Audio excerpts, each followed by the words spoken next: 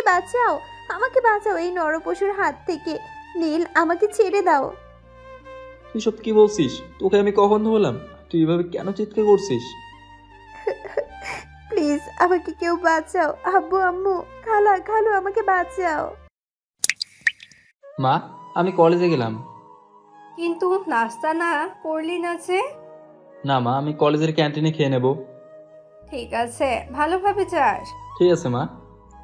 এই বলে কলেজে চলে গেল নীল।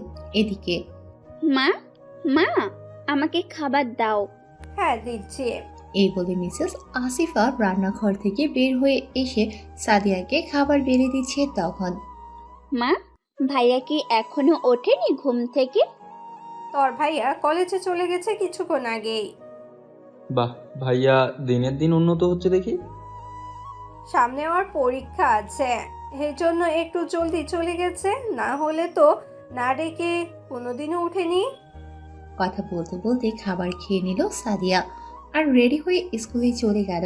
ততক্ষণে আপনাদের না হয় পরিচয়টা দিয়েই দিই। মা বাবার দুমাত্র সন্তান আমাদের এই গল্পের নায়ক নীল আহমেদ। তার একটা ছোট বোন আছে, নাম সাদিয়া ইসলাম। মা হলো আসিফা বেগম, পেশায় একজন গৃহিণী। বাবা আশরাফ আহমেদ, পেশায় একজন বিজনেসম্যান। এবার গল্পে ফিরা যাক। অন্যদিকে কি রে মামা, আজ এত তাড়াতাড়ি চলে এলি? আজ একটু তাড়াতাড়ি ঘুম হয়ে গেছে, তাই নাস্তা না করে চলে এসেছি। তুই আজ বাসায় নাস্তা করিসনি বলে তাড়াতাড়ি আসতে পেরেছিস, না হলে তুই বেটা ঘুম থেকেই তো উঠিস না। নীল, সুমন কিন্তু ঠিকই বলেছে। চল মামা ক্যান্টিনে, আজ আমি তোদেরকে ট্রিট দিব। কি বলিস মামা? ট্রিট কিসের জন্য? অব্বেহালা, তোর কি মনে নাই? সুমন সেদিন বলেছিল তুই যেদিন 10টার আগে আসতে পারবি সেদিন ওই হালা আমাদের দুজনকে একসাথে ট্রিট দিবে। হ্যাঁ মামা, চল আজ জমিয়ে খাবো। আপনাদেরকেও তো বলতেই ভুলে গেছি, এতক্ষণ আমি যাদের সাথে কথা বলছিলাম তারা আমার বেস্ট ফ্রেন্ড, একজন সুমন আর একজন রাতুল। মামা বেশি কিছু খাস না। কেন বেহালা, তুই তো বলেছিলি আমাদেরকে জমিয়ে ট্রিট দিবি, কিন্তু তুই এমন কথা কইলি আমার মন ভেঙে গেল।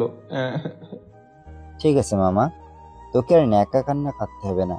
আজকে তোর যা মন চাই তুই তাই খাবি। এই না হলে কথা। এবার চল মামা, তোকে আর ন্যাকা কান্না করতে হবে না, একবারে বসাইয়া দিমু। এভাবে কথা বলতে বলতে তিনজনে মিলে ক্যান্টিনে চলে আসলো। আর রাতুল ওরা অর্ডার দিতে লাগলো। এই দেখে মামা, আই এম ভিখারি। কেন বেহালা, তুই না আমাদের ট্রিট দিবি? মুই কি জানতাম নাকি যে তোরা এমন করে আমাকে ধরা খাওয়াবি? কেন, আমরা কি তোকে ট্রিট দিতে বলেছিলাম? তুই তো আমাদের মনে করে দিলি। ভুল হয়ে গেছে, মুখে ক্ষমা করে দে। আর রাতুলকে একটু থামতে বল ভাই। নীল রাতুলের দিকে তাকিয়ে দেখলো রাতুল এখনো ওয়েটারকে অর্ডার দিয়েছে। এই দেখে নীল বলল, আরে মামা, আমাদের বন্ধু ভিখারি হয়ে যাবে, তুই যা করছিস এবার তো একটু।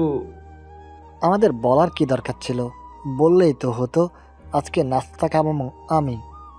মোর ভুল হয়ে গেছে, মুখে ক্ষমা করে দে। আর এমন কইমো না। তুই এই যাত্রায় বেঁচে গেলি, তার পরের বার যেন মনে থাকে। ঠিক আছে মামা। কিছুক্ষণ পর ওয়েটার খাবার দিয়ে গেলে তিনজন মিলে খেয়ে দিয়ে ক্লাসে চলে আসে। কলেজ শেষ করে নীল চলে এলো বাসায়। কলিং বেল বাজাতেই দরজা খুলে দিল। কে, তুই কখন এলি? নীল দরজা খুলতেই তার খালাতো বোন শিখাকে দেখতে পেয়ে উপরে কথাটা বলল। এই তো কিছুক্ষণ আগে এসেছি। ও, এই বলে নীল সোজা নিজের রুমে চলে গেল। এদিকে তুমি কি বোঝো না? তোমার জন্যই তো এই বাসায় আসা। কতবার বলেছি আমি তোমাকে ভালোবাসি, তুমি কেন এটা মানতে চাও না? এসব ভাবতে ভাবতে শিখা চলে গেল সাদিয়ার রুমে। আপু, ভাইয়া কি চলে এসেছে? হ্যাঁ রে, চলে এসেছে। নিচে চল, খালা ডাকছে, খাবার খেয়ে নিবি। হ্যাঁ আপু, চলো। এই বলে দুজন মিলে নিচে চলে গেল। এদিকে তোরা এসেছিস? সাদিয়া, তোর ভাইয়াকে ডেকে আন। আর আমাকে ডাকতে যেতে হবে না? নীল সিঁড়ি দিয়ে উপর থেকে নামতে নামতে উপরে কথাটা বলে। ঠিক আছে, বস। মা, আব্বু এখনো আসেনি? না রে বাবা, কল করেছিল, বলেছিল যে অফিসে কিছু কাজ আছে, তাই একটু দেরি হবে আসতে। এই কথা বলছিল তখনই কলিং বেলটা বেজে উঠল। মিসেস আসিফা গিয়ে দেখে আশরাফ আহমেদ এসেছে। তুমি বললে অফিসে কাজ আছে, তাহলে তুমি এত তাড়াতাড়ি চলে এলে কি করে? কাজ ছিল, ম্যানেজারকে বুঝিয়ে দিয়ে চলে এসেছি। তোমাদের সাথে লাঞ্চ না করলে আমার কি খাবার হজম হয়? ঠিক আছে, চলো খাবার বেড়ে দিচ্ছি। আর কিছু না বলে সবাই মিলে খাবার খেতে লাগলো। তখনই আশরাফ আহমেদ বলে উঠল, তা শিখা মামনি কখন এলি? এই তো খালু 11টার দিকে এসেছি। এভাবে কথা বলতে বলতে খাবার পর্ব শেষ করলো। নীল রুমে শুয়ে আছে। তখনই শিখা নীলের রুমে প্রবেশ করলো আর দরজাটা আটকে দিল। নীল শিখাকে দেখে বলল, তুই এই রুমে কেন আর দরজা আটকে দিলি কেন?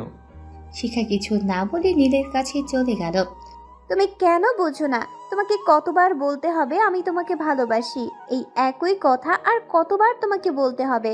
প্রায় 6 বছর আগে থেকে একই কথা তোমাকে আমি বলে আসছি। কেন আমাকে ভালোবাসতে তোমার কি হয়? দেখ শিখা, আমি তোকে আমার ছোট বোনের মতো দেখি, তাই তোকে আমি কখনো ভালোবাসতে পারবো না। কিন্তু কেন? আগে না হয় বোনের মতো দেখতি, এখন না হয় অন্যের মতো দেখবি? দেখ শিখা, আমার রাগ ওঠাস না। তুই এখন এই রুম থেকে চলে যা। দ্বিতীয়বার এ কথা বললে চৌড়িয়ে মেরে ফেলবো। নীলের কথা শুনে শিখার কিছু না বলে রুম থেকে বের হয়ে যেতে যেতে মনে মনে বলল, আমি তো তোমাকে আমার করে ছাড়বো, তাতে তুমি যাই করো না কেন তোমাকে তো আমার হতেই হবে। এই বলতে বলতে রুমে চলে গেল শিখা। পরের দিন কিন্তু মামা তোকে এরকম দেখাচ্ছে কেন? হ্যাঁ রে, তোকে এরকম দেখাচ্ছে কেন? শিখা এসেছে আমাদের বাড়িতে। তার মানে তোকে কি এখনো জ্বালাচ্ছে? আরে দোস্ত, কালকে দুপুরে তারপর নীল আগের দিনের সবটা খুলে বলল রাতুল আর সুমনকে। দোস্ত তুই একটু সাবধানে থাকিস, কেননা আমার না শিখাকে খুব ভালো ঠেকছে না। হ্যাঁ রে দোস্ত, তুই একটু সাবধানে থাকিস। পারলে বোতাম ক্যামেরা ইউজ করিস। দরকার পড়লে আমাদেরকে বলবি, যে কোনো বিপদে আমরা দুই বন্ধু তোর সাথে আছি। সেটা তো জানি দোস্ত, তোরা আমার বন্ধু না রে ভাই। এই বলে তিনজন তিনজনকে জড়িয়ে ধরল। চল মামা, আজকে কি ক্লাস করবি? আরে মামা একটু ঘুরে আসি চল। এই বলে তিনজন মিলে ঘুরতে চলে গেল। নীল রুমে শুয়েই ছিল। তখনই সাদিয়া এসে বলল, ভাই, তোর কি জন্য মন খারাপ? কই আমার মন খারাপ? কি সব বলিস তুই? দেখ ভাইয়া, আমাকে মিথ্যে কথা বলবি না। আমি সব বুঝি, বুঝলি? আমি তোর ছোট বোন। কিছু না রে। আমাকে বললে কি কোনো ক্ষতি হবে? হুম হুম। তোর পাগলি বোন আমার, কি কথা বলিস? এদিকে আয় বলছি, আর আমার মাথায় হাত বুলিয়ে দে। সাদিয়া গিয়ে নীলের মাথার পাশে বসে নীলের চুলে বিলি কেটে দিতে লাগলো। তুই জানিস শিখা কিরকম মেয়ে? জানি ভাইয়া, কিন্তু শিখা আপু কিছু কি বলেছে? তোকে আমি বলবো, কিন্তু তুই আমাকে কথা দে তুই কাউকে এইসব কথা বলবি না। কিন্তু ভাইয়া, বেশ ঠিক আছে, আমি কাউকে কিচ্ছু বলবো না। তুই আমাকে বলতে পারিস। আমি তো জানি আমার বোনটা কত ভালো। তারপর নীল সাদিয়াকে শিখার সাথে হওয়া কথাগুলো বলল। কিন্তু ভাইয়া, আমি তো জানতাম শিখাও তোকে নিজের ভাইয়ের মতো দেখে, কিন্তু এসব কবে থেকে রে? আরও 6 বছর আগে থেকে। তোর মনে আছে, আমি তুই মা আব্বু যখন শারমিনাপুর বিয়েতে গিয়েছিলাম, তখন থেকেই ও আমাকে ডিস্টার্ব করে। প্রথম প্রথম আমি মনে করেছিলাম যে ইয়ারকি মেরে বলে, হয়তো ভাই বলে, কিন্তু না, দেখি এখন আরও অনেক বেশি প্যারা যায় আমাকে। আর চোখের চাহনি যেন মনে হয় আমাকে এখনই গিলে ফেলবে। ভাইয়া, তুই একটু দেখে শুনে থাকবি। শিখা আপুকে আমারও যেন কেমন লাগে। ঠিক আছে বোন, তুই এখন যা। না রে ভাইয়া, তুই ঘুমা, আমি তোর মাথায় বিলি কেটে দেই। নীল আর কিছু না বলে ঘুমিয়ে পড়ল। এভাবে পার হয়ে যাচ্ছিল দিনগুলি। হঠাৎ একদিন শিখার মা বাবা অর্থাৎ নীলের খালা খালু এসেছে। কি রে বাবা, কেমন আছিস? হ্যাঁ খালা, আমি ভালো আছি। তুমি কেমন আছো? আর খালু তুমি কেমন আছো? হ্যাঁ রে বাবা, আমরা ভালো আছি। এভাবে কিছুক্ষণ কথা বলল সবার সাথে। সন্ধেবেলায় ডাইনিং রুমে সবাই মিলে আড্ডা দিচ্ছে। নীলের কল আসায় নীল রুমে চলে গেল। নীল ফোনে কথা বলছিল, তখনই পেছন থেকে দরজা লাগানোর আঁচ পেল নীল। পেছন ফিরে দেখলো শিখা এসেছে। রে, তোকে না আমি মানা করছিলাম আমার রুমে না আসতে? কিন্তু আমি তো তোমাকে ভালোবাসি, তাহলে না এসে কি করে থাকতে পারি বলো? এই কথা বলতে বলতে শিখা তার নিজের জামা ছিঁড়তে লাগলো। আর এদিকে এসব তুই কি করছিস? তুই পাগল হয়ে গেলি নাকি? হ্যাঁ, আমি পাগল হয়ে গেছি তোমার ভালোবাসায়। আমি তোমাকে বড্ড ভালোবাসি। দেখ তুই এসব করিস না প্লিজ, তুই নিজের কাপড় ঠিক কর আর এই রুম থেকে বের হয়ে যা। নীলকে আর কিছু বলতে না দিয়ে শিখা নীলকে বিছানার উপর ফেলে দিয়ে জোরে জোরে চিৎকার করতে লাগলো। আমাকে বাঁচাও, আমাকে বাঁচাও এই নরপশুর হাত থেকে। নীল, আমাকে ছেড়ে দাও। তুই সব কি বলছিস? তোকে আমি কখন ধরলাম? তুই এভাবে কেন চিৎকার করছিস? প্লিজ আমাকে কেউ বাঁচাও। আব্বু, আম্মু, খালা, খালু, আমাকে বাঁচাও। এদিকে শিখার চিৎকার শুনে সবাই মিলে নীলের দরজার সামনে ধাক্কাধাক্কি করছে আর বলছে, নীল, দরজা খোল, তোরা কি করছিস? নীল বাবা, দরজাটা খোল। নীল, শিখা, দরজা খোল। তুই এমনভাবে চিৎকার করছিস কেন? দরজা খোল। এদিকে শিখা বাহির থেকে সবাইকে কথা শুনিয়ে নীলকে ধাক্কা মেরে ফেলে দিল আর দৌড়ে গিয়ে দরজা খুলে তার মাকে জড়িয়ে ধরে হাউমাউ করে কাঁদতে লাগলো। মামনি, তোর কি হয়েছে আমাকে বল। খালা, তোমার ছেলে আমার সব কিছু লুটে নিতে চেয়েছিল। সে আমাকে ধর্ষণ করার চেষ্টা করেছে। সে বলেছিল আমাকে তার সাথে রিলেশনে যেতে, কিন্তু আমি যেতে চাইনি বলে আমাকে জোর করে। শিখার মুখে এই কথা শুনে মিসেস আসিফা নীলের গালে ঠাস করে চড় মেরে দিল আর বলতে লাগলো, তুই এসব কি করলি ওর সাথে? যে তোকে নিজের ভাই মনে করতো তাকেই তুই। ছি ছি ছি, তোকে তো আমার নিজের ছেলে বলতেও লজ্জা লাগছে। তুই এটা কি করে করতে পারলি? একবারও ভাবলি না একটা মেয়ের জীবন নষ্ট করলি? কিন্তু মা, আমি এসব করিনি, ওই জোর করে করছে। নীলকে আর কিছু বলতে না দিয়ে আশরাফ আহমেদ এগিয়েছে নীলকে বেল্ট দিয়ে মারতে লাগলো। আব্বু, আমি এসব করিনি, প্লিজ আমাকে আর মেরো না। মা, ভাইয়া এসব কাজ করতে পারে না। আমার বিশ্বাস হয় না সব কাজ ভাই করেছে। সাদিয়ার মুখে এই কথা শুনে মিসেস আসিফা সাদিয়ার গালে এক চড় বসিয়ে দিল আর বলতে লাগলো, তোর লজ্জা করে না এইসব কুলাঙ্গারের হয়ে সুপারিশ করিস? আগে যদি জানতাম ও এরকম হবে তাহলে তো এই পৃথিবীর আলো দেখানোর আগে গলা টিপে মেরে দিতাম। আব্বু, আমাকে আর মেরো না, আমি আর সহ্য করতে পারছি না। তোকে আজ আমি মেরে ফেলবো। আগে যদি জানতাম তুই এরকম কুলাঙ্গার হবি তাহলে তো আগেই মেরে ফেলতাম। আশরাফ আহমেদ নীলের কথা শুনল না, মেরেই যাচ্ছে। কিছুক্ষণের মধ্যে নীল অজ্ঞান হয়ে গেল। হাত গাল ফেটে রক্ত ঝরছে, এমনকি পিঠেও বেল্টের আঘাতে কেটে গিয়ে রক্ত ঝরছে। নীলের রুম থেকে সবাই বের হয়ে যেতেই সাদিয়া দৌড়ে এসে নীলের মাথাটা কোলে তুলে নিল। তারপর নীলের ফোনটা নিয়ে রাতুলকে কল দিল। রাতুল ভাইয়া, ভাইয়াকে আব্বু অনেক মেরেছে। ভাইয়া এখন অজ্ঞান হয়ে গেছে। তোমরা জলদি এসে ভাইয়াকে হসপিটালে নিয়ে যাও।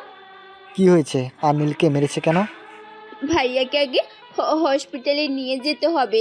হসপিটালে যাওয়ার পর সব কিছু খুলে বলবো। এই বলে কল কেটে দিল সাদিয়া। কিছুক্ষণ পর রাতুল আর সুমন নীলদের বাসায় এলো। তারপর নীলকে হসপিটালে নিয়ে গেল। কিছুক্ষণ পর, আচ্ছা, ওনাকে এভাবে কে মেরেছে? ডাক্তার সাহেব, বাসায় কিছু প্রবলেম হয়েছে তো এই জন্য। কিন্তু এভাবে তো কেউ কোনো শত্রুকেও মারে না।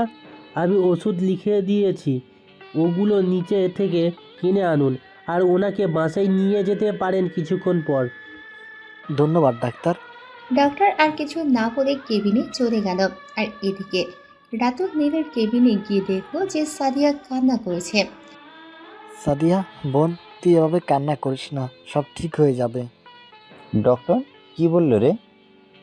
ডাক্তার বললো তোকে এই ওষুধগুলো নিয়ে আসতে হবে, তুই গিয়ে নিয়ে আয়, আমি এখানে আছি। ঠিক আছে, আমি যাচ্ছি। আর নীলের কখন জ্ঞান ফিরবে? কিছুক্ষণের মধ্যে ওর জ্ঞান ফিরবে, তারপর ওকে আমরা বাসায় নিয়ে যেতে পারবো। সুমন আর কিছু না বলে মেডিকেলে ওষুধ আনতে চলে গেল।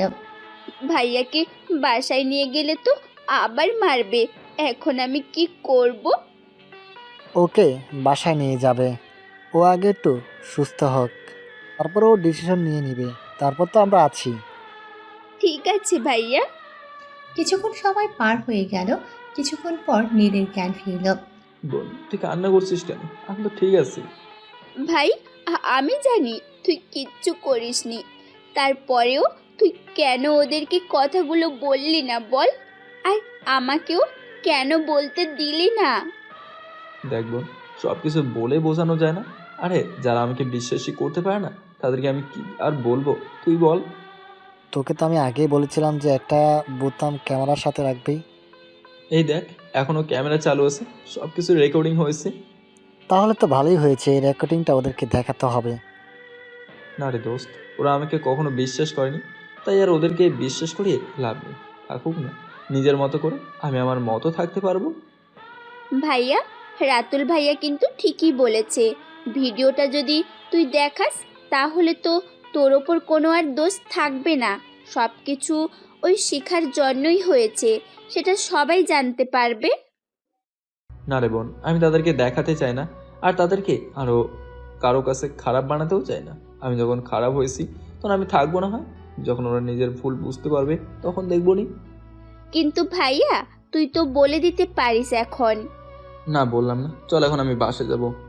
ঠিক আছে ভাইয়া। দাঁড়া, সুমন আসুক, তারপর না হয় যাব।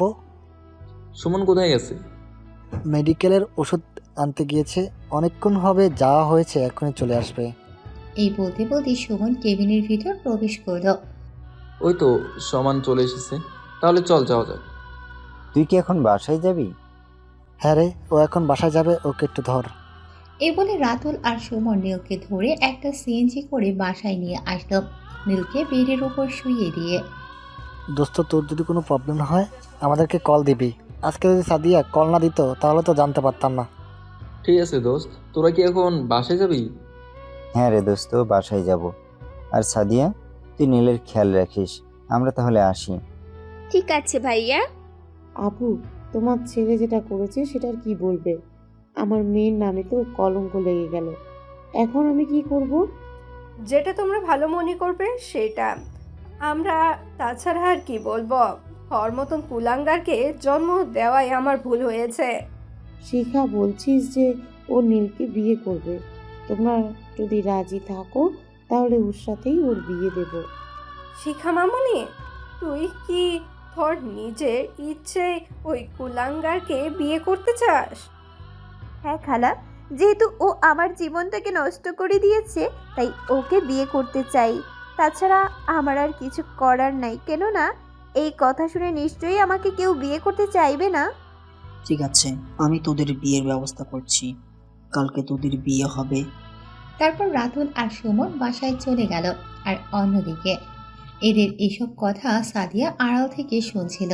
তারপর সব কথা শুনে নীলের রুমে চলে গেল আর বলল, ভাইয়া, তোর সাথে শিখার বিয়ে দিতে চায়। মা, আব্বু আর শিখা নিজেই বলেছে। কি বলিস এসব? হ্যাঁ ভাইয়া, ঠিকই বলেছি। আমি তোর জন্য পানি আনতে গিয়ে এসব কথা শুনতে পাই। আর আব্বু কাল তোদের বিয়ের ব্যবস্থা করবে বলেছে। কিন্তু এখন আমি কি করব? ভাইয়া, তুই এই বাসা থেকে চলে যা ভাইয়া। কিন্তু আমি যাব কোথায়? দেখ ভাই, আমি তোর ভালোর জন্যই বলছি। তুই চলে গেলে হয়তো আমারও ভালো লাগবে না, কিন্তু তুই যদি না যাস তাহলে তোর এই বাড়িতে কোনো দাম থাকবে না। আর আমি তোকে এই অবস্থায় দেখতেও পারবো না। তুই রাতুল ভাই আর সুমন ভাইকে সব কিছু বল, দেখবি তারা একটা ব্যবস্থা করে দিবে। তুই রাতুল আর সুমনকে কল কর একসাথে। নীলের কথা মতো সাদিয়া দুজনকে কনফারেন্সে কল লাগালো। ভাইয়া, তোমাদের দুজনকে কিছু বলতে চাই। ঠিক আছে, কি বলবি বল। এই বলে নীল ওদেরকে সবটা খুলে বলল। দোস্ত, ঢাকায় আমার মামার বাড়ি, ওখানে তুই চলে যা। ওখানে তুই অনেক ভালো থাকবি। আর ওদের কোনো ছেলে নেই, সেখানে তুই নিজের ছেলের মতো থাকবি। হ্যাঁ রে মামা, সুমন ঠিকই বলেছে, তুই ঢাকা চলে যা। ঠিক আছে দোস্ত, তুই আমাকে অ্যাড্রেসটা পাঠিয়ে দিস। হ্যাঁ, পাঠিয়ে দিব। আর তুই কখন বের হবি? আমরাও তোর সাথে যাব বাস স্ট্যান্ড পর্যন্ত। আমি রাত্রিবেলায় বের হব, তোদেরকে কল করলে তোরা চলে আসিস।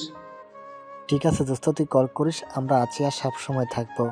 এই বলে কল কেটে দিল। ভাইয়া, তোর ব্যাগপত্র কি গুছিয়ে দেব? বেশি কিছু দেবার দরকার নেই, আমার সার্টিফিকেটগুলো দিস। আমি যখন এখান থেকে চলে যাব কলেজে গিয়ে আমার টিসিটা এনে রাতুলকে বা সুমনকে দিবি। ঠিক আছে ভাইয়া। এই বলে সাদিয়া নীলের ব্যাগটা গুছিয়ে দিল। রাত্রিবেলা এই নে ভাইয়া, খেয়ে নে। আমার জন্য তো ঠিক এনেছিস, তার আগে বল তুই কি খেয়েছিস?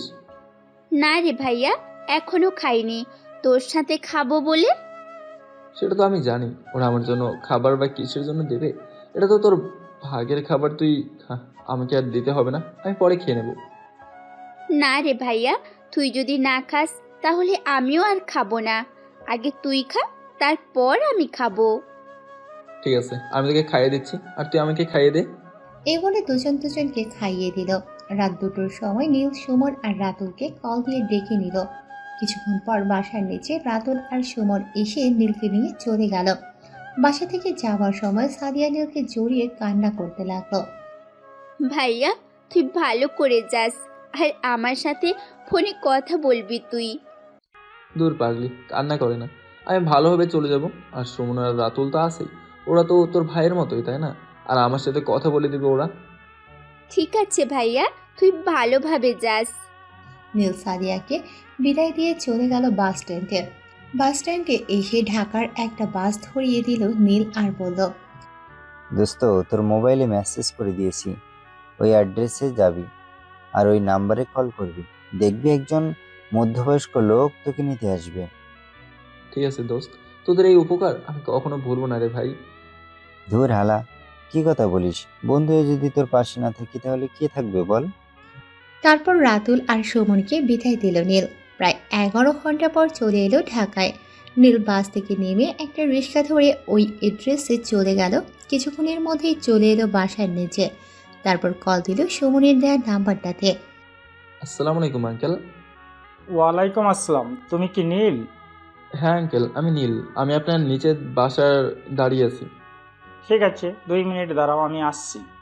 এই বলে কল কেটে দিল। কিছুক্ষণ পর একজন মধ্যবয়স্ক লোক এসে নীলকে বলল, তুমি কি নীল? হ্যাঁ আঙ্কেল। আমার সাথে এসো। এই বলে লোকটি নীলকে সঙ্গে করে নিয়ে বাসার ভিতরে চলে গেল। তুমি কি নীল? হ্যাঁ আন্টি, আমি নীল। আপনি কেমন আছেন? আলহামদুলিল্লাহ ভালো আছি। তুমি কেমন আছো বাবা? আলহামদুলিল্লাহ ভালো। এইসব কথা বলছিল তখনই একটা পিচ্ছি মেয়ে দৌড়ে এসে নীলের কোলে উঠে পড়ল আর বলতে লাগলো, তুমি কি আমার নীল ভাইয়া? হ্যাঁ, আমি তোমার নীল ভাইয়া। তোমার নাম কি পিচ্ছি? আমার নাম সুমাইয়া। আমাকে একদম কিচ্ছু বলবে না, আমি ক্লাস 3-তে পড়ি। সুমাইয়া, তোর ভাইয়াকে একটু রেস্ট নিতে দে, ও তো বাইরে থেকে এলো। তাতে কি হয়েছে? আমি তো ভাইয়ার সাথে থাকবো। ঠিক আছে পিচ্ছি, তুমি আমার সাথে চলো। নীলকে একটা রুম দেখিয়ে দিল আন্টি। আপনাদের তো পরিচয় বলতে ভুলে গেছি। এখানে আন্টি হলো মিসেস রাহিমা আর ওনার হাজব্যান্ড মিস্টার কাবিরুল। এবার গল্পে ফেরা যাক। এই রুমে তুমি থাকবে আজ থেকে। আর একটা কথা, তুমি আমাকে মামি বলে ডাকতে পারো, কেননা যেহেতু আমরা তোমার বন্ধুর মামার মামি, তার জন্য। ঠিক আছে, এবার থেকে মামা মামি বলে ডাকবো। মিসেস রাহিমা আর কিছু না বলেই চলে গেল। আর এদিকে নীল ফিরে সুমাইয়াকে নিয়ে ঘুমিয়ে পড়ল। এই নীল, ওঠো, কিছু খেতে হবে তো। তুমি কিছু না খেয়ে ঘুমিয়ে পড়েছো। সরি মামা, আমার মনে ছিল না। এখন উঠে পড়েছি, তাহলে খাবো। কিন্তু সুমাইয়া তো এখনো ঘুমাচ্ছে। তার আগে একটা কথা বলো। তুমি আমাকে আঙ্কেল বলে ডাকছিলে, আর এখন মামা বলে ডাকছো কেন? মামি বলেছে তাই। আর যেহেতু আপনি আমার বন্ধুর মামা, সেহেতু আমারও মামা। তাহলে আপনি বলছো কেন? তুমি করে বলবে এবার থেকে। আর সুমাইয়াকে আমার কোলে দাও। ঠিক আছে মামা। তারপর নীল সুমাইয়াকে মিস্টার কাবিরুলের কাছে দিয়ে ওয়াশরুমে চলে গেল। কিছুক্ষণ পর ফ্রেশ হয়ে নিচে চলে আসলো। বসো বাবা এখানে। নীল চেয়ারে বসে মিসেস রাহিমা খাবার বেড়ে দিলেন। খাবার খাওয়ার মাঝে মিস্টার কাবিরুল বলে উঠল, আচ্ছা নীল, তুমি কি এখানকার কলেজে ভর্তি হবে? হ্যাঁ মামা, কিন্তু মামা আমাকে তার আগে একটা কাজ খুঁজতে হবে। তোমাকে আর কষ্ট করে কাজ বুঝতে হবে না। তুমি আমার অফিসে কাজ করবে, আর বাকি টাইমটা তুমি কলেজে পাঠাবে। তাহলে তো তোমার পড়ালেখা হবে আর কাজ করাও হবে। সত্যি বলতে কি মামা, তোমাকে ধন্যবাদ দেওয়ার আমার কাছে কোনো ভাষা নেই। এখানে ধন্যবাদ দেওয়ার জন্য তোমার যেটা সুবিধা হবে সেটা তুমি করে দেবে। আর কোনো কিছু লাগলে বা কোনো কিছু প্রবলেম হলে আমাকে জানাবে। ঠিক আছে মামা। এভাবেই কথা বলতে বলতে খাবার পর্ব শেষ করলো। নীল রুমে এসে ঘুমিয়ে পড়ল। পরের দিন সুমন আর রাতুল এসে নীলের ট্রান্সফার সার্টিফিকেট দিয়ে গেল। নীলের এভাবে চলে যাচ্ছিল দিনকাল। কলেজ আর অফিস প্রায় 1 মাস পর রোড পার হবার সময় নীলকে একটা গাড়ির সাথে ধাক্কা মেরে দিল। তখনই ওই গাড়ি থেকে একজন ভদ্রলোক নেমে নীলকে গাড়িতে উঠিয়ে নিয়ে চলে গেলেন হসপিটালের উদ্দেশ্যে। বেশ কিছুক্ষণ পর দেখেন রফিক সাহেব, দুঃখের সহিত জানাতে হচ্ছে যে এই রোগীকে আমরা বাঁচাতে পারবো না। একমাত্র আমেরিকা ছাড়া এর কোনো ট্রিটমেন্ট হবে না। তাহলে আমি এখন কি করব?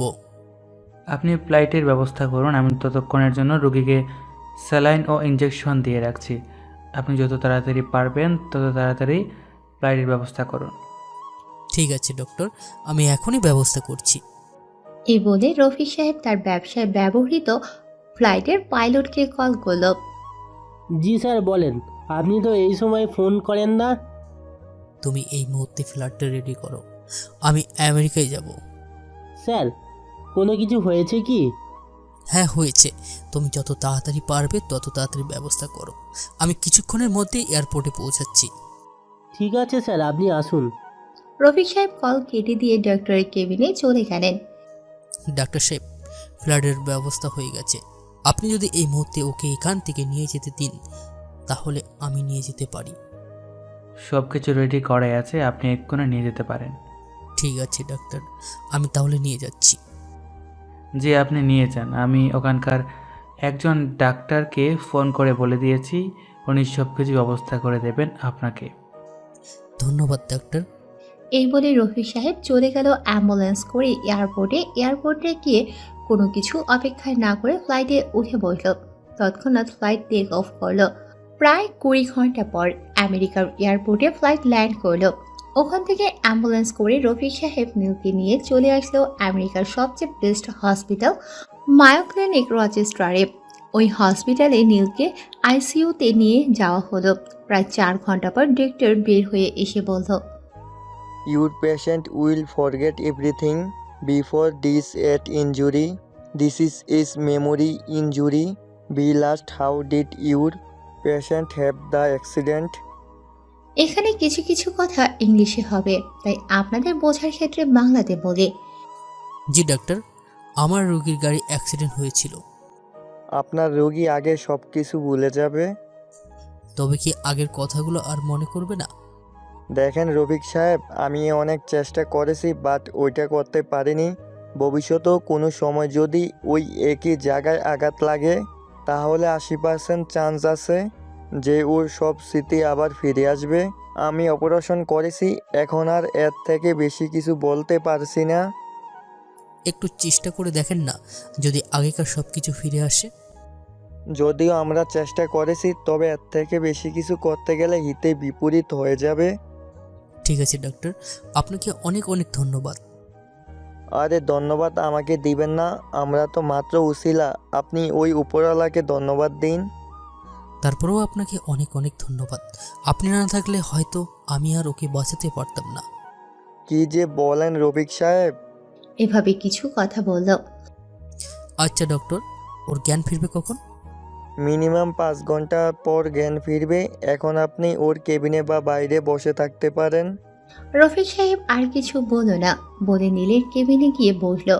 এভাবে প্রায় 5 ঘন্টা পার হয়ে গেল, কিন্তু নীলের এখনো জ্ঞান ফিরে এলো না। এদিকে রফিক সাহেব একটু বাহিরে বসতে চলে গেলে বেশ কিছুক্ষণ পর একজন নার্স এসে রফিক সাহেবকে বলল, স্যার আপনার রোগীর জ্ঞান ফিরেছে। নার্সের মুখে এই কথা শুনে রফিক সাহেব তাড়াহুড়ো করে নীলের কেবিনে চলে গেল। কেবিনে ঢুকতেই দেখলো নীল ছটফট করছে। আপনি কি? আমি এখানে কি করছি? আমি রফিক চৌধুরী, তোমার আঙ্কেল। তুমি গাড়ি অ্যাক্সিডেন্ট করেছিলে, তারপর তোমাকে এই হসপিটালে নিয়ে আসা হয়েছে।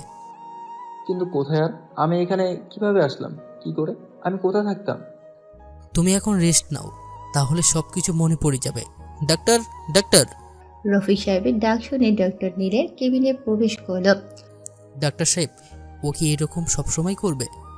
সব সময় হয়তো করবে না, আস্তে আস্তে ঠিক হয়ে যাবে। আর এই মুহূর্তে আমি একটা ঘুমের ইঞ্জেকশন দিচ্ছি, জ্ঞান ফিরলে একটু স্বাভাবিক আচরণ করবে। ঠিক আছে ডক্টর। ডক্টর ইঞ্জেকশন দিয়ে কেবিন থেকে বের হয়ে গেল। প্রায় 3 ঘন্টা পর নীলের আবার জ্ঞান ফিরল। তোমার জ্ঞান ফিরেছে? আপনি কে? আমি কে? আমি এখানে কি করছি? নীলের এরকম কথা শুনে রফিক সাহেব কিছুক্ষণ ভেবে বললেন, আমি তোমার আঙ্কেল, আর তোমার নাম সাগর, আর তোমাকে এখানে আমি নিয়ে এসেছি তোমার অ্যাক্সিডেন্ট হয়েছিল বলে। তাহলে আমার নাম সাগর। আমি বাসায় কখন যাব? তুমি এখানে কিছুদিন থাকো, তারপর তোমাকে বাংলাদেশে নিয়ে যাব। বাংলাদেশ? কোথায়? আমি এখন কোথায় আছি? তুমি এখন রেস্ট নাও, দেখবে সব কিছু মনে পড়ে যাবে। রফিক সাহেবের কথা মতো নীল চুপ হয়ে থাকলো। আর এদিকে রফিক সাহেব ডক্টরের কেবিনে চলে গেল। আসতে পারি ডক্টর? জি আসুন। রফিক সাহেব গিয়ে একটা চেয়ারে বসলো, তারপর বলতে লাগলো, আচ্ছা ডক্টর, ওর কি কিছু মনে করবে না?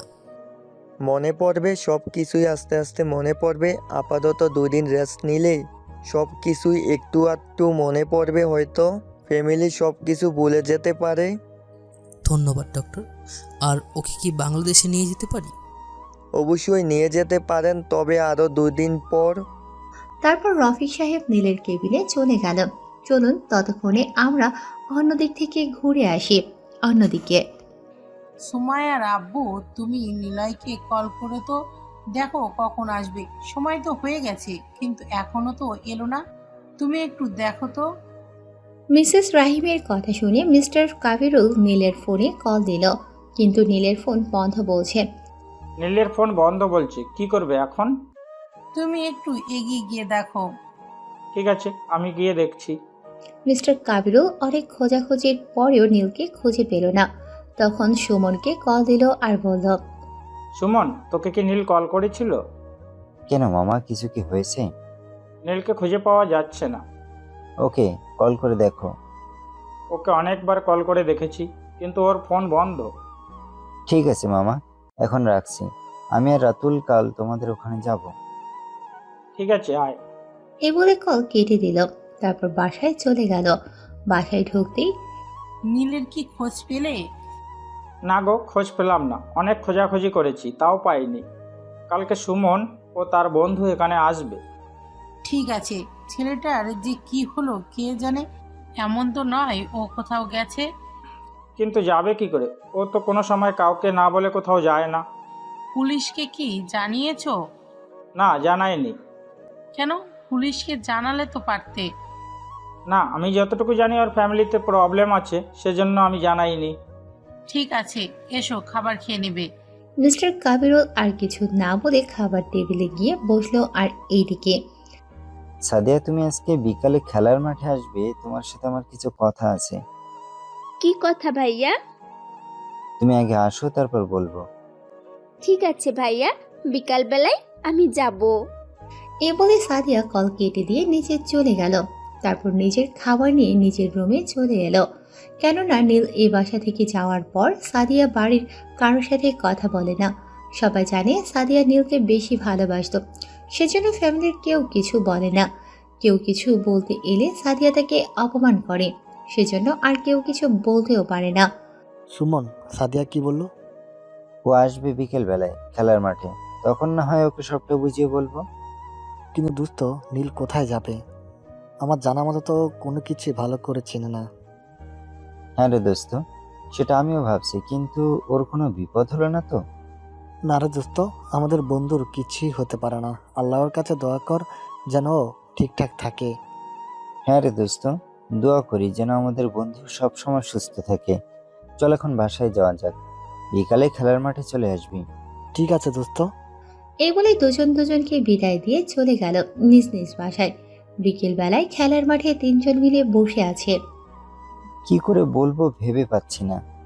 কি এমন কথা ভাইয়া যে তুই ভেবে পাচ্ছিস না? আমি বলছি, হ্যাঁ ভাই বলো। নীলকে খুঁজে পাওয়া যাচ্ছে না। তাহলে ভাইয়া কোথায় গেছে? সেটা আমরাও জানি না। ওকে কল দিচ্ছি, কলও পাচ্ছি না।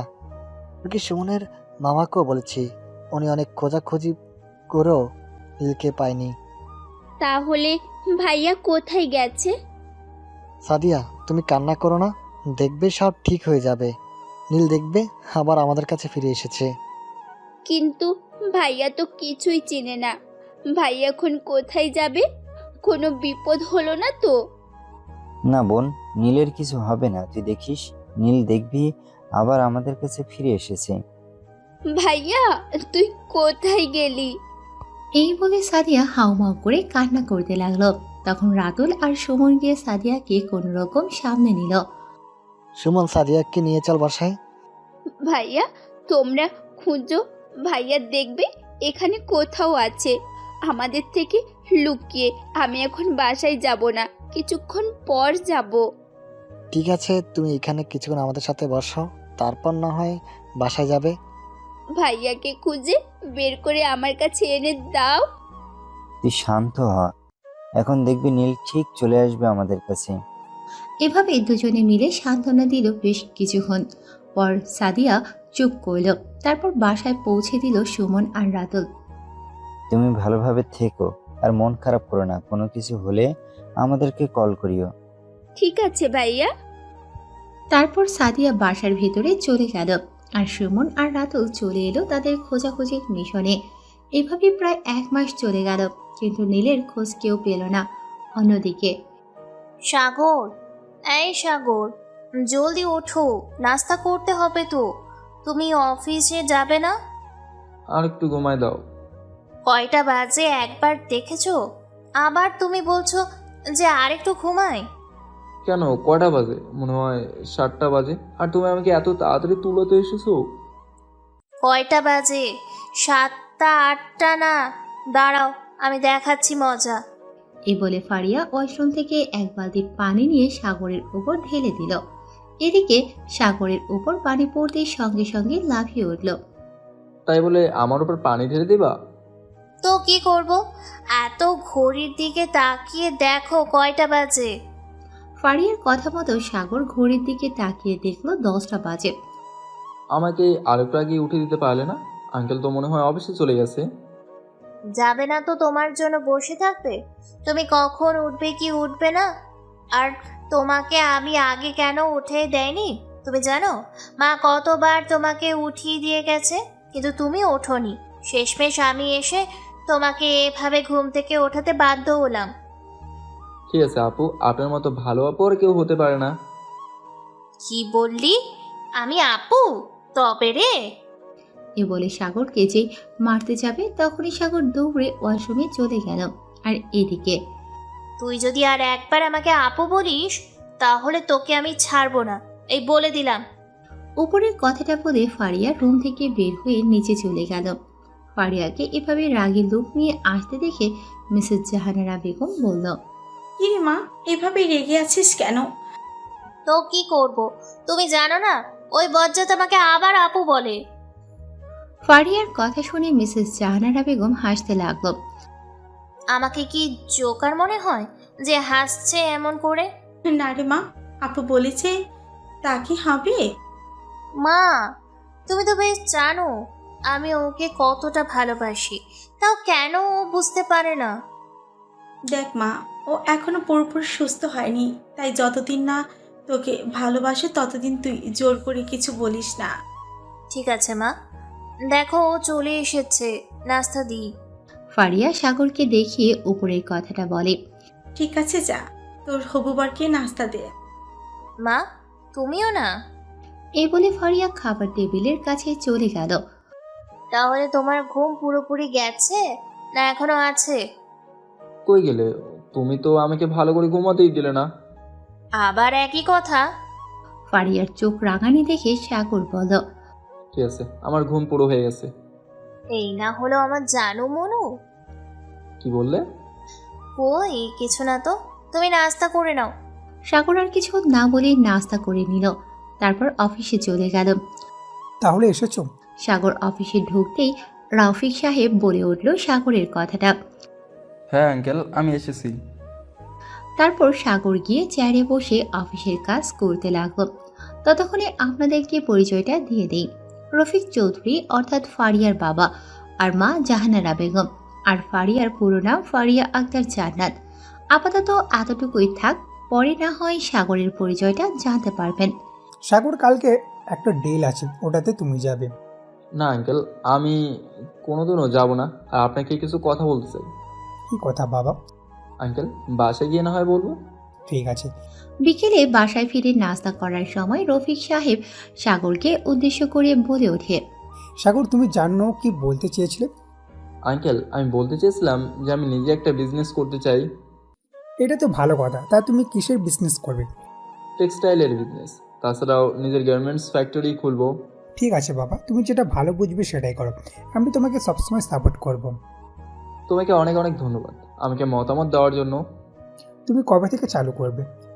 আজকে কিছু বিল্ডিং দেখতে যাব, তুমিও আমার সাথে যাবে। ঠিক আছে বাবা। খাওয়া দাওয়া করে বেরিয়ে পড়ল রফিক সাহেব আর সাগর বিল্ডিং দেখার উদ্দেশ্যে। সবকিছু ঠিকঠাক করে প্রায় রাত হয়ে গেল বাসায় ফিরতে। তাহলে তোমরা এসেছো আর সব কিছুকে ঠিকঠাক হয়েছে? হ্যাঁ রে মা, সব কিছু ঠিকঠাক হয়ে গেছে। ঠিক আছে, এখন ডিনার করে নাও। অনেক ক্লান্ত তোমরা, তাড়াতাড়ি ঘুমাবে। ঠিক আছে মা, তুই খাবার বা আমরা ফ্রেশ হয়ে আসি। তারপর দুজনে মিলে ফ্রেশ হয়ে খাবার টেবিলে এসে বসল। খাওয়া দাওয়া শেষ করে সাগর রুমে শুয়েছিল, তখনই আসতে পারি? কি ব্যাপার, তুমি এত রাতে আর আমার রুমে আসতে কোনো পারমিশন লাগবে না। এমনি আসলাম তোমাকে দেখতে। মনে হয় যেন কিছু বোঝো না, সব ঠং। ঠিক আছে, এবার তাহলে যাও, আমি ঘুমাবো। ঘুমাবে তো আমি কি করব? তুমি এই রুমে কেন এসেছো তাহলে? কেন তুমি না জানার ভান করে থাকো বলো তো? তুমি কি বুঝতে পারো না কিছু? দেখো ফারিয়া, তুমি যেটা বলছো সেটা ঠিক, কিন্তু আমি যতটুকু জানি আমি তোমাদের বাড়িতে আশ্রয়ে আছি। কি করে পারি যেই থালাতে খাচ্ছি সেই থালাতে ফুটো করতে? কেন, কি হবে? মা বাবা তো কিছু বলবে না, আমি যেটা বলবো সেটাই। দেখো ফারিয়া, আমি আঙ্কেলকে না জানিয়ে কিছুই করতে পারবো না। ঠিক আছে, আমি মা আব্বাকে কাল বলবো। এই বলে ফারিয়া নিজের রুমে চলে গেল। পরের দিন সকালে নাস্তা করার সময় ফারিয়া বলে উঠল, মা বাবা, তোমাদেরকে একটা কথা বলতে চাই। কি কথা বলবে বলো? আমি সাগরকে বিয়ে করতে চাই। আমরা তো রাজি, কিন্তু সাগরকে তোকে বিয়ে করতে রাজি আছে? ওকে আর বলে কি হবে, ও তো তোমার ভয়ে কিছুই বলতে পারছে না। সাগর, তুমি কি ফারিয়াকে বিয়ে করতে চাও? দেখেন আঙ্কেল আন্টি, আপনারা যেটা ভালো বুঝবেন সেটা আমি মাথা পেতে মেনে নেব। সামান্য ও বিয়ের কথাটা আমাকে আপনি না জিজ্ঞেস করলেও পারতেন। আপনি আমাকে যার সাথে বিয়ে দেবেন আমি মাথা পেতে মেনে নেব। ঠিক আছে বাবা, সামনের মাসে তোমাদের বিয়ের দিন ঠিক করেছি। আপনারা যেটা ভালো বুঝবেন সেটা করেন। ঠিক আছে বাবা, সামনের মাসের শুক্রবার 1 তারিখ, ওই দিন তোমাদের বিয়ে। আজ তো এই মাসের 28 তারিখ। তোমরা দুজন শপিং করে স্টার্ট করে দাও। আন্টি, আমার শপিং করতে হবে না, সব কিছু তো আছেই। তোমার শপিং করতে না হলেও আমার করতে হবে, সেজন্য কাল আমার সাথে শপিং করতে যাবে। ঠিক আছে।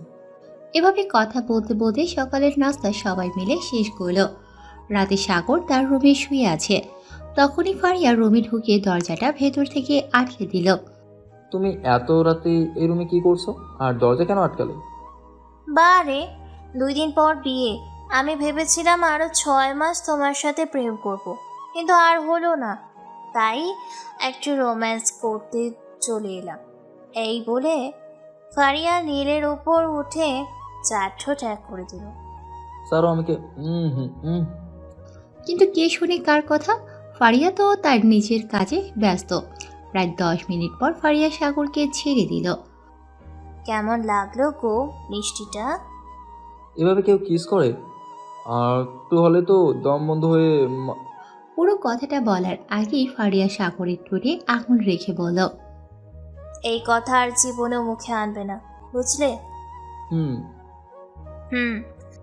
তারপর ফারিয়া আবার সাগরের ঠোঁটে ঠোঁট মিলিয়ে দিল। বেশ কিছুক্ষণ পর ছেড়ে দিয়ে বলল, আমাকে সারা জীবন এইভাবে ভালোবেসে যাবে তো?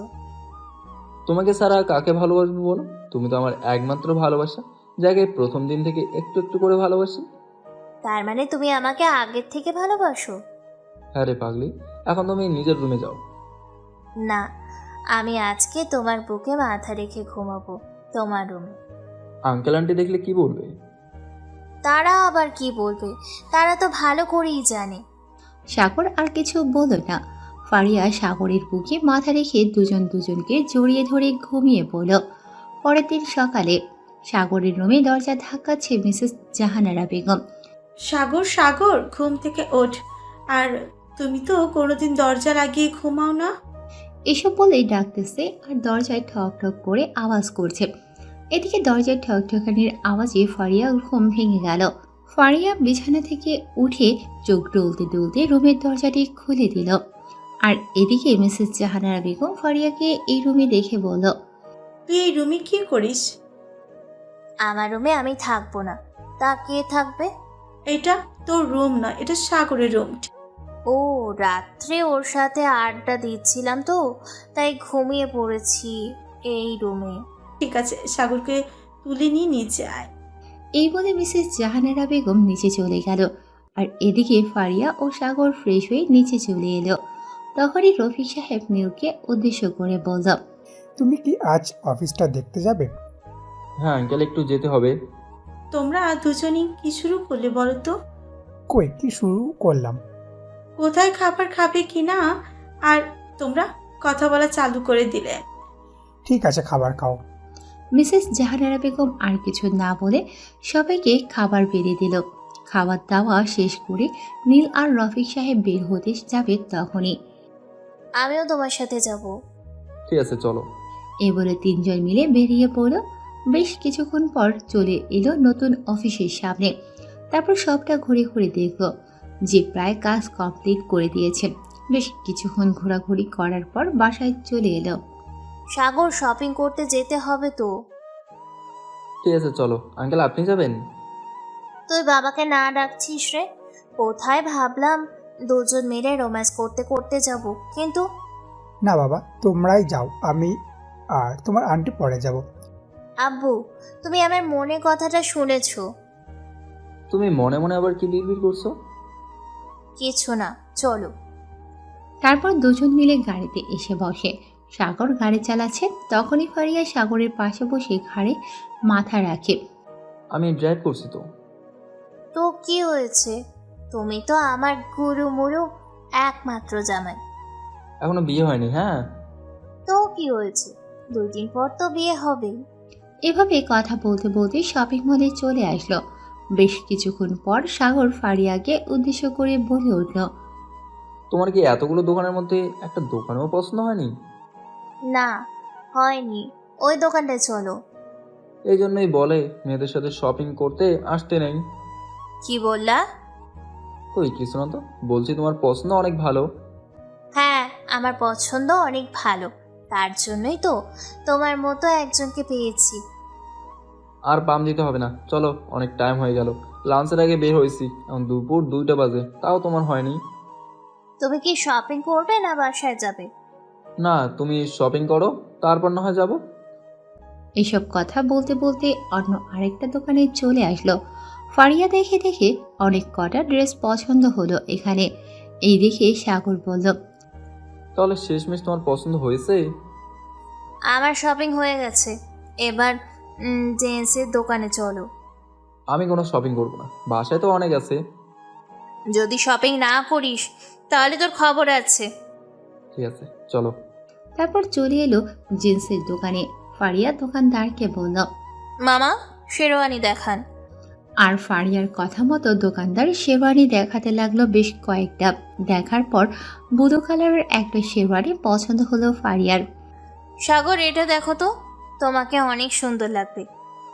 তোমার যেটা ভালো লাগবে সেটা নাও, আর তোমার যেটা পছন্দ হয়েছে সেটাও আমার পছন্দ হয়েছে। মামা, এটা প্যাক করে দিন। তারপর আরো বেশ কিছু করে বাসায় চলে এলো। ওদেরকে দেখে মিসেস জাহানারা বেগম বলল, তোদের শপিং করতে এত সময় লাগে? তোমার মেয়েকে বলো সারাদিন শপিং করতে বললে তাও করবে মনে হয়। কেন, আমি কি একলা গিয়েছিলাম? তুমিও তো গিয়েছিলে। কেন, আমি তোমাকে বাসে আসতে বলিনি?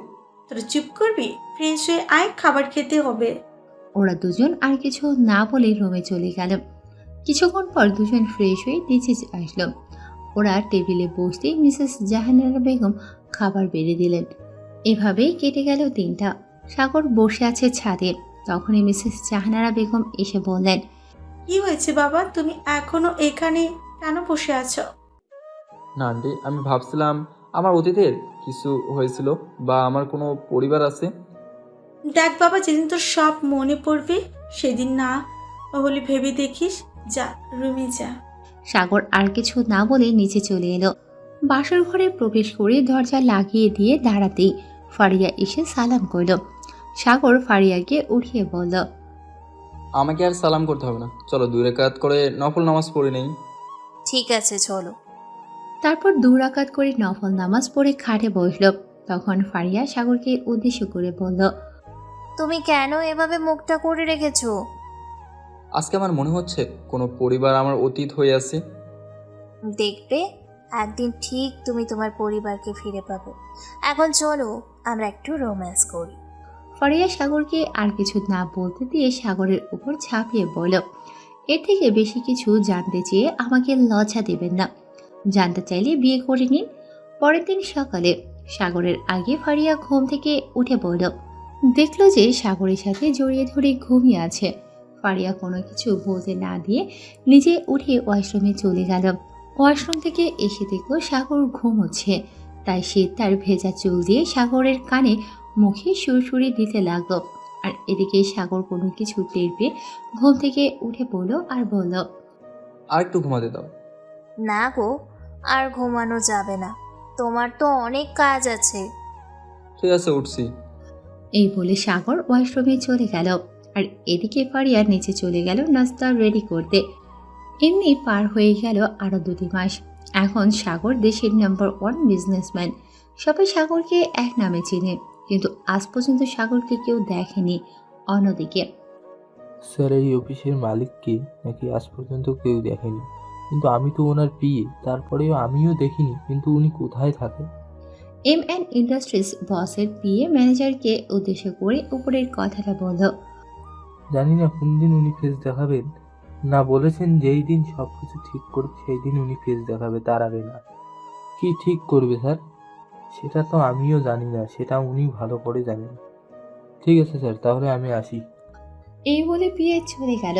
অন্যদিকে একটা পার্কে বসে আছে সাদিয়া ও সুমন। আপনাদেরকে একটা কথা বলা হয়নি। নীল বলেছিল সাদিয়া ও সুমনের বিয়ে দেবে, তাই সাদিয়া তার ভাইয়ের কথা রাখার জন্য সুমনকে বিয়ে করেছে। ওরা দুজন পার্কে বসেছিল, তখনই সাদিয়া, সুমন, ওই দেখো, ওটা ভাইয়া না? কই, তোমার ভাইয়া এখানে কি করে আসবে? আরে তুমি দেখতে পাচ্ছ না? ওটা আমার ভাইয়া। তাই তো, ওকে তো নীলের মতো লাগছে। চলো তো দেখি। এই বলে দুজন যাকে নীল ভেবেছিল তার কাছে গেল। সাদিয়া ওই ব্যক্তিকে দেখে জড়িয়ে ধরে কান্না করে দিল আর বলল, ভাইয়া, তুই এতদিন কোথায় ছিলিস? তোকে আমরা কত খুঁজেছি জানিস? তুই আমাদের কাছে ফিরে কেন আসিসনি বল? আপনি কে, আর আপনি আমাকে চেনেন কি করে? ভাইয়া, এই ভাইয়া, তুই আমাকে চিনতে পারছিস না? আমি তো ছোট বোন, দেখ, সাদিয়া। এসব আপনি কি বলছেন?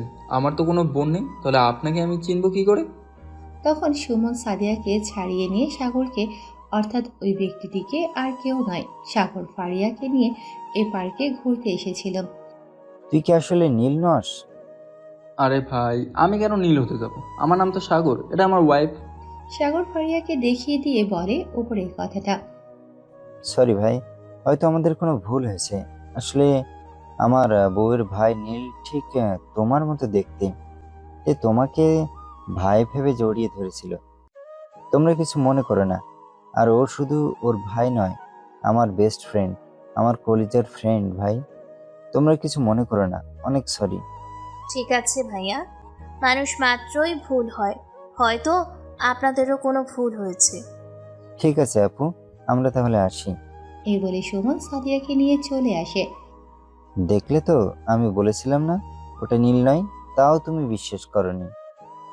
না, ওটাই আমার ভাইয়া। ও হয়তো আমাদের ওপর রাগ করে আছে, সেই জন্য এখন আমাদের কাছে আসতে চাইছে না। দেখবে আমাদের কাছে আবার আমার ভাই ফিরে আসবে, দেখবে। ঠিক আছে, তুমি এখন বাসায় চলো। তারপর দুজন মিলে বাসার উদ্দেশ্যে রওনা দিল। আপনারা হয়তো ভাবছেন সুমন আর সাদিয়া এখানে কি করে আসলো। তাহলে বলি, সুমন আর সাদিয়া বিয়ের পর ঢাকায় চলে এসেছে। এখানেই সুমন একটা অফিসে জব করে আর এখানেই থাকে। এবার গল্পে ফেরা যাক। এদিকে কেন ফারিয়া, যেন ফারিয়া ওই মেয়েটা আমাকে যখন জড়িয়ে ধরেছিল, আমার জন্য কেমন আপন আপন লাগছিল। দেখো সাগর, তুমি ভুল বকো না তো, হয়তো মেয়েটার কোনো ভুল হয়েছে সেই জন্য। আর তুমিও তো জানো না তোমার অতীত। তুমি যদি তোমার অতীত জানতে তাহলে তো ভালোই হতো, আবার তুমি তোমার পরিবারকে ফিরে পেতে।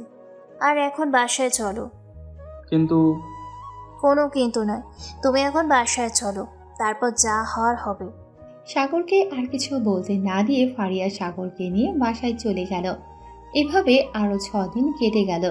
একদিন সাগর আর ফারিয়া ঘুরতে বের হয়েছিল।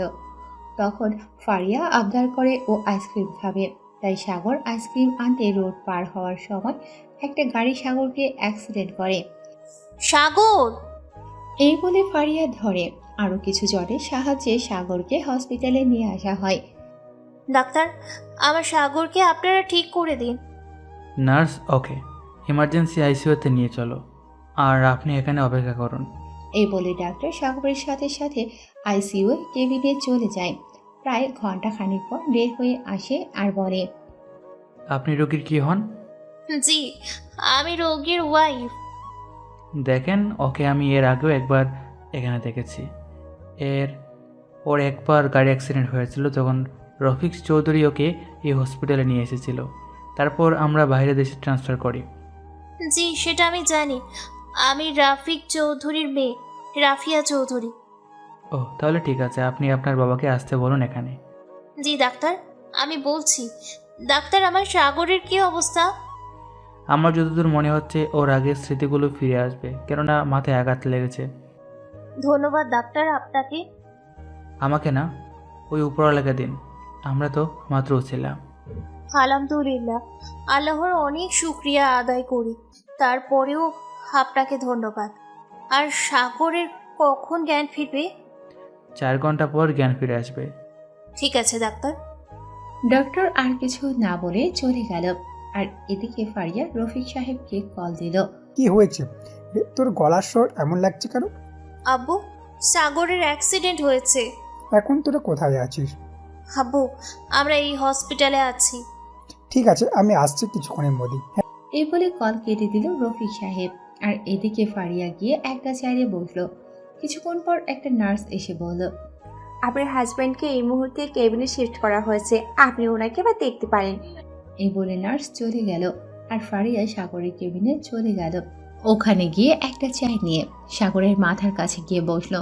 বেশ কিছুক্ষণ পর কেবিনে প্রবেশ করলে রফিক সাহেব ফারিয়া রফিক সাহেবকে দেখে বলল, আব্বু, তুমি এসেছো? হ্যাঁ রে মা, তা ডক্টর কি বলল? ফারিয়া তারপর ডক্টরকে বলা কথাগুলো রফিক সাহেবকে সবটা খুলে বলল। তুই তাহলে বস, আমি ডক্টরের কেবিন থেকে আসি। এই বলে রফিক সাহেব কেবিন থেকে বের হয়ে গেল। এভাবে প্রায় 4 ঘন্টা পার হয়ে গেল, কিন্তু সাগরের এখনো জ্ঞান ফিরেনি। ডাক্তার সাহেব, ওর এখনো জ্ঞান কেন ফিরছে না? আপনি একটু শান্ত হন, কিছুক্ষণের মধ্যে ওনার জ্ঞান ফিরবে। এভাবেই কথা বলছিল আর ফারিয়াকে ডাক্তার আর রফিক সাহেব মিলে সান্ত্বনা দিয়েছিল। তখনই নার্স দেখল যে সাগরের হাতে নড়াচড়া করছে। স্যার, ওনার জ্ঞান ফিরেছে। নার্সের কথা শুনে সবাই সাগরের বেডের কাছে চলে গেল। তারপর ডাক্তার চেক আপ করতে লাগলো। কিছুক্ষণ পর বলে উঠল, উনি এখন স্বাভাবিকভাবে সুস্থ, কিছুদিন রেস্ট নিলে সুস্থ হয়ে যাবে পুরোপুরিভাবে, আর হয়তো ওনার অতীতের সব স্মৃতিগুলো ফিরে আসবে। ধন্যবাদ ডাক্তার সাহেব আপনাকে। ডাক্তার আর কিছু না বলে কেবিন থেকে নার্সের সাথে নিয়ে বের হয়ে গেল। ফারিয়া সাগরের বেডে বসে কান্না করতে করতে বলল, তুমি এখন ঠিক আছো তো? তোমার যদি কিছু হয়ে যেত তাহলে আমি কি নিয়ে বেঁচে থাকতাম? তোর পাগলি, আমার কিছু হয়নি তো, আর কান্না করছো কেন? ফারিয়া আর কিছু না বলে সাগরকে জড়িয়ে ধরল। কেবিনের ভেতর যে রফিক সাহেব আছে সেটা তার খেয়ালেই নেই মনে হয়। এদিকে রফিক সাহেব এদের এইরকম কাণ্ড দেখে কেবিন থেকে বের হয়ে চলে গেল ডাক্তারের কেবিনে। তোমার কি ব্যথা লাগছে? আরে তার জন্য নয়, তুমি এরকম ভাবে আর কান্না করো না তো, এবার একটু চুপ করো। তোমার জন্য কান্না করবো না তো কার জন্য করবো? ঠিক আছে মহারানী, আর তোমাকে কান্না করতে হবে না। হেই, আমি একটা কথা জিজ্ঞেস করতে ভুলে গেছি। তোমার কি অতীতে কিছু মনে পড়েনি? হ্যাঁ, মনে পড়ছে। কি মনে পড়েছে আমাকে একটু বলো। ওই যে পার্কে যে মেয়েটা আমাকে জড়িয়ে ধরেছিল, ওটা আমার একমাত্র বোন সাদিয়া। তাহলে তো সাদিয়াকে আমাদের খুঁজে বের করতে হবে। কিন্তু তোমার নাম নীল বলছিল কেন? হ্যাঁ, আমার নাম নীল আহমেদ, তাই আমাকে নীল বলছিল। কিন্তু আমি একটা কথা বলতে পারলাম না, ওরা ওই ঢাকায় কি করছে। তাহলে তোমার বাসা কোথায়? আগে বাসায় চলো, তারপর না হয় সব কিছু খুলে বলবো। আগে আব্বু আসুক, তারপর জানতে পারবো। কখন তুমি রিলিজ নিয়ে বাসায় যেতে পারবে। আঙ্কেল কোথায় গেছে? আব্বু ডাক্তারের সাথে কথা বলতে গিয়েছে মনে হয়। এভাবে দুজন কথা বলছিল, তখনই কেবিনে প্রবেশ করল রফিক সাহেব। রফিক সাহেবকে দেখে ফারিয়া বলে উঠল, আব্বু আমরা কি এখন বাসায় যেতে পারি? ডক্টর সাগরকে রিলিজ দেওয়া আর বলছে বাসায় গিয়ে কিছুদিন রেস্ট নিলে ঠিক হয়ে যাবে। ঠিক আছে আব্বু, তুমি বাসায় যাওয়ার ব্যবস্থা করো। রফিক সাহেব আর কিছু না বলে কেবিন থেকে বের হয়ে গেল। কিছুক্ষণ পর রফিক সাহেব কেবিনে প্রবেশ করে বলল, ফারিয়া সাগরকে একটু ধরে নিয়ে আয়। রফিক সাহেবের কথা মতো ফারিয়া সাগরকে ধরে নিয়ে যেতে লাগলো। তারপর গাড়িতে উঠে বসলো। এভাবেই পার হয়ে গেল আরো 2 দিন। 2 দিন পর হঠাৎ করে সাগরের ফোনটা বেজে উঠল। ফোন রিসিভ করতেই ওপাশ থেকে বলে উঠল, স্যার আমি জানতে পেরেছি ওই মেয়েটা আর ওনার হাজবেন্ড এইখানে থাকে। তুমি আমাকে অ্যাড্রেসটা মেসেজ করে দাও। এ বলে কল কেটে দিল সাগর। কিছুক্ষণের মধ্যে সাগরের লাগানো লোকটি মেসেজ এলো। দেখলো যে অ্যাড্রেসটা মেসেজ করে পাঠিয়ে দিয়েছে। কে ফোন করেছিল গো? ফারিয়া রুমের ভিতর প্রবেশ করতে করতে উপরের কথাটা বলল, সাদিয়াদের খোঁজ পেয়েছি, আজ বিকেলে যাব ওখানে। তাহলে তো ভালোই হলো, আমিও যাব তোমার সাথে। ঠিক আছে। বিকেলবেলায় সাগর আর ফারিয়া দুজন মিলে বেরিয়ে পড়ল সাদিয়ার বাসার উদ্দেশ্যে। কিছুক্ষণের মধ্যে লোকটির দেওয়া অ্যাড্রেস অর্থাৎ সাদিয়ার বাসার সামনে এসে দাঁড়িয়ে থামলো। এইটা নাকি? আমাকে যে অ্যাড্রেসটা দিয়েছে ওটা এটা। তাহলে চলো। এই বলে দুজন গাড়ি থেকে নেমে চলে গেল সাদিয়ার বাসার সামনে। তারপর সাগর কলিং বেল বাজালো। কলিং বেল বাজাতে সাদিয়া এসে দরজা খুলে দিয়ে সাগরকে দেখে জড়িয়ে ধরে বলল, আমি জানতাম ভাইয়া তুই আমার কাছে ঠিকই ফিরে আসবি। তোর পাগলি, তুই কাঁদছিস কেন? আমি চলে এসেছি তো।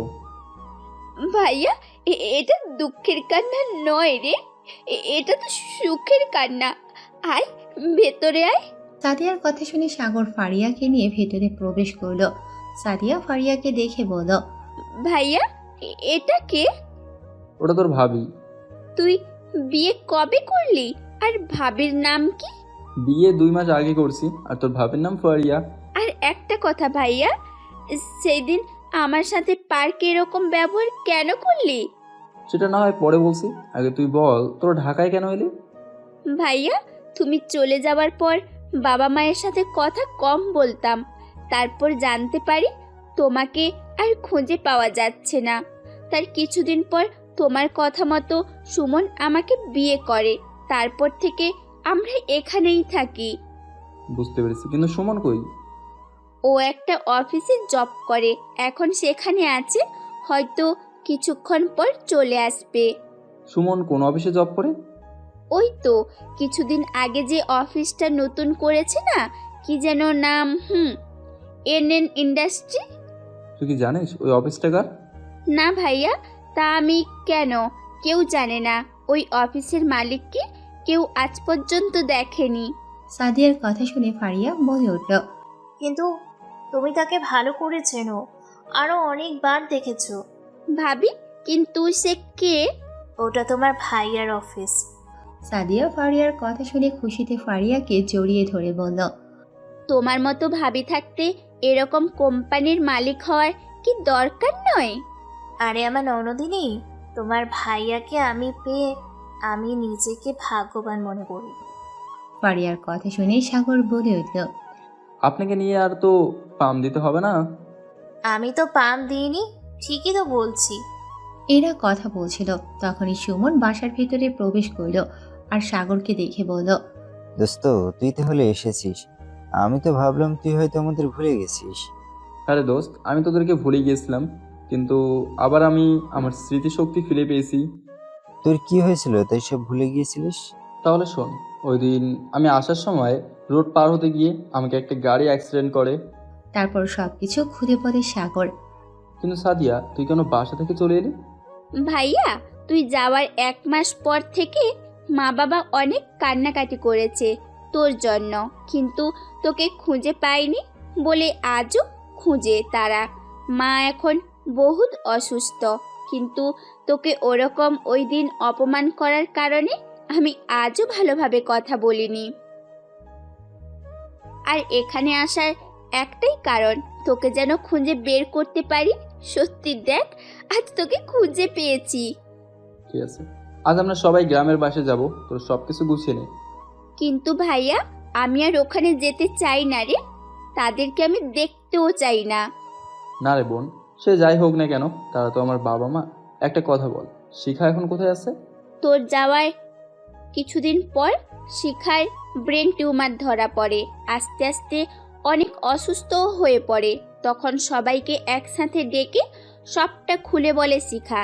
তখন মা বাবা নিজেদের ভুল বুঝতেও পারে, আর আজকে তোকে না পেয়ে পস্তাচ্ছে। আর শিখা এখন আর এই পৃথিবীতে বেঁচে নেই। আচ্ছা, যা হয়েছে হয়েছে, এখন তোরা গুছিয়ে নে, গ্রামের বাসায় যেতে অনেক টাইম লাগবে। ঠিক আছে ভাইয়া। আব্বু আম্মু কিছু বলবো নাকি? হ্যাঁ, তুমি কল করে বলে দাও। তারপর ফারিয়া বাসায় কল করে সবকিছু বলে দেয় যে ওরা এখন সাগরের গ্রামের বাসায় যাচ্ছে। বেশ কিছুক্ষণ পর সুমন আর সাদিয়া রেডি হয়ে নিচে চলে আসলো। প্রায় বের হতে হতে সন্ধ্যা 7:30 বেজে গেল। তার পরের দিন সকাল প্রায় 6টার দিকে সাগর তাদের বাসায় পৌঁছালো।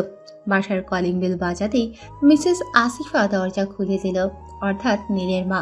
দরজা খুলতে নীলকে দেখে জড়িয়ে ধরে আর বলল, বাবা তুই এতদিন কোথায় ছিলি? তোকে না আমরা ভুল বুঝেছিলাম, আমাদেরকে ক্ষমা করে দে বাবা। না মা, এসব তুমি কি বলছো? তোমাদেরকে তো আমি সেদিনই ক্ষমা করে দিয়েছি, আর মা হয়ে কি ছেলের কাছে ক্ষমা চায়? এই বলে সাগর মিসেস আসিফাকে জড়িয়ে ধরে কান্না করে দিল আর বলল, মা, আব্বু কই? তোর আব্বু ভিতরে বসে আছে, তোর আব্বুর অনেকটা শরীর খারাপ। এই কথা শুনে সাগর মিসেস আসিফাকে ছেড়ে দিয়ে ভেতরে চলে গেল। দেখল যে আশরাফ আহমেদ সোফায় বসে আছে। আব্বু, তোমার কি হয়েছে? আমার কিছু হয়নি রে, তুই চলে এসছিস না, তাই আবার আগের মতো ঠিক হয়ে গেছে। আমাকে ক্ষমা করে দে রে বাবা। কি যে বলো আব্বু, আব্বু ছেলের কাছে কি বাবা কখনো ক্ষমা চায়? না রে বাবা, তোর সাথে আমি অনেক অন্যায় করেছি, আমাকে ক্ষমা করে দে বাবা।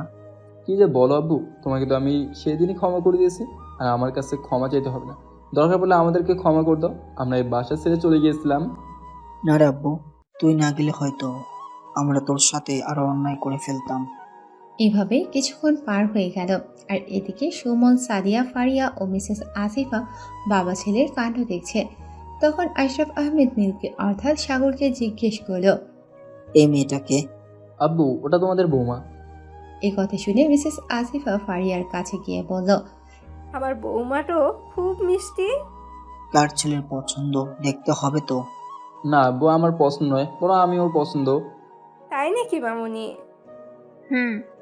এভাবে সময়টা পার হয়ে গেল। খাবার টেবিলে খাবার খাচ্ছে সবাই। তখনই মা, আব্বু তোমাদেরকে আর এখানে থাকতে হবে না, তোমরা আমাদের সাথে ঢাকায় চলো। কিন্তু এখানকার ব্যবসাকে সামলাবে। আব্বু, তোমাকে ওসব নিয়ে টেনশন করতে হবে না, আমি এসে না হয় মাঝে মধ্যে দেখে যাব, আর লোক লাগিয়ে দেবো, তারা দেখে নেবে। ঠিক আছে, তোর যেটা ভালো মনে হয় সেটাই করিস। বিকেলবেলায় সবাই ঢাকার উদ্দেশ্যে বেরিয়ে পড়ল। এভাবে চলছে তাদের ভালোবাসার দিনগুলো। 5 বছর পর। আব্বু, আব্বু, মা আমাকে বকা দিয়েছে। তোমাকে কেন বকা দিয়েছে মামুনি? আজে ভাই আমাকে মেলেতে বলে। তাহলে তো তোমাকে তোমার আম্মু বকা দেবে, তুমি কেন মেরেছো? আমার ভাইকে আমি মেলেছি, তা আম্মু কেন আমাকে বকা দিবে? আর আমার ভাই আমার সাথে খেলা করছিল, তাই মেলেছি।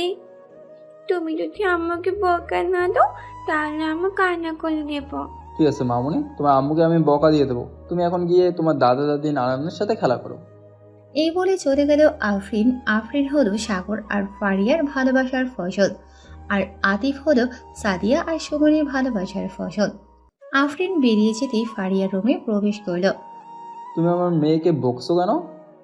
কেন, তোমার মতো হয়েছে তোমার মেয়ে? শুধু শুধু আতিফকে মারে কেন? তার জন্যই তো বকা দিয়েছি। সাগর কিছু না বলে ফারিয়াকে একটা টানে তার বুকের উপর নিয়ে এসে বলে, কেন গো, আরেকটা বাবু চাই নাকি?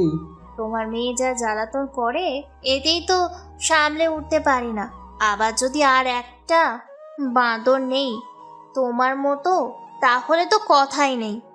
আমি বাদর, তাই না? এ বলে সাগর ফারিয়ার কপালে ভালোবাসার পরশ রেখে দিল। বুড়ো হয়ে গেছে তাও এখনো ভালোবাসা কমেনি। ভালোবাসা কিসের জন্য কমতে যাবে গো? বুড়ো তো হয়েছে আমি, মন তো না। গো। এভাবে কাটতে লাগলো তাদের ভালোবাসার দিনগুলি। চলতে থাকুক না তাদের এই ভালোবাসা আজীবন। আপনারা দোয়া করেন তাদের এই দিনগুলি যেন আরো ভালোবাসা ও মুগ্ধতার ভেতর দিয়ে পার হয়ে যায় জীবনটি।